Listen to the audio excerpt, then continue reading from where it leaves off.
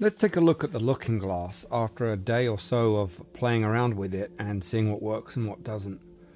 As you can see here, I have an image that I've not manipulated in any way. I actually used it to create a 3D model.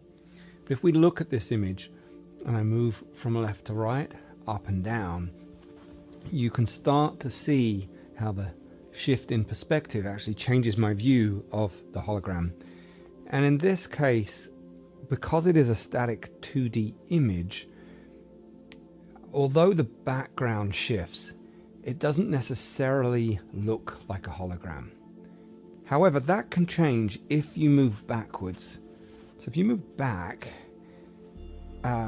it's actually harder to tell the depth. And in fact, your brain is tricked by the distance that's involved. But it's still, because there's no movement, it doesn't fully work. So the next option is to try an actual 3D model. I knocked this up very quickly in Blender. So I took 4 images or 5 images, and then I made a skin surface of the face and a 3D model, and you can just see how this looks.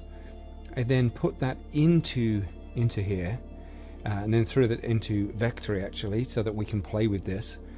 Now, again, when you're close up, it doesn't look bad, but you can kind of tell it is a surface layer with the background having some dimension.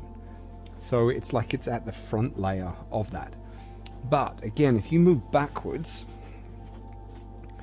and then you look around, you can actually see that it works a bit better because your brain is not sure if it's really stuck on.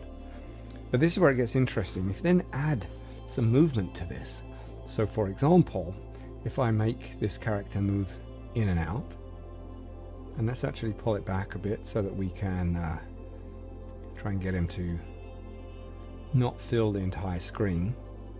Perhaps there, let's try that. So now it looks like they actually live inside the box.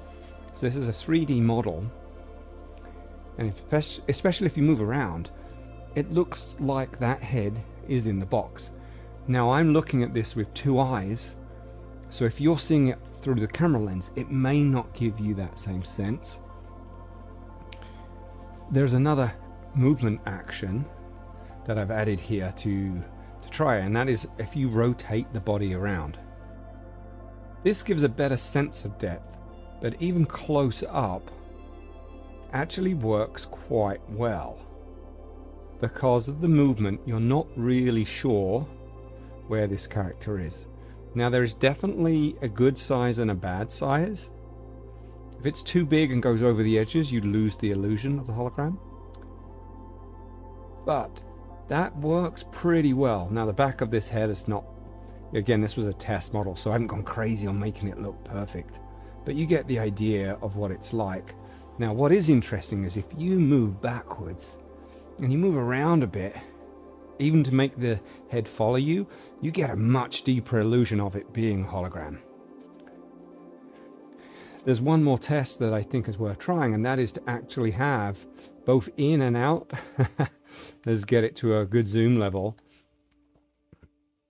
And so zooming in and out as well as moving around actually can give some of the best illusion of being stuck inside a box, i.e. give you the sense of depth. And let's actually just speed it up to get it to here. So now if we actually walk with it, especially in timing, you can actually get the illusion that it's following you or it's looking at you and it's inside that box. Next step, I'm going to actually try and make an experience where the 3D head will even follow you as you move around. So we're going to put a camera on the top and have it move around. And I feel by doing that, it will really give the illusion of a hologram, because as I change my location, my viewpoint will actually change too. Stay tuned, more to come, but these holograms are getting quite exciting.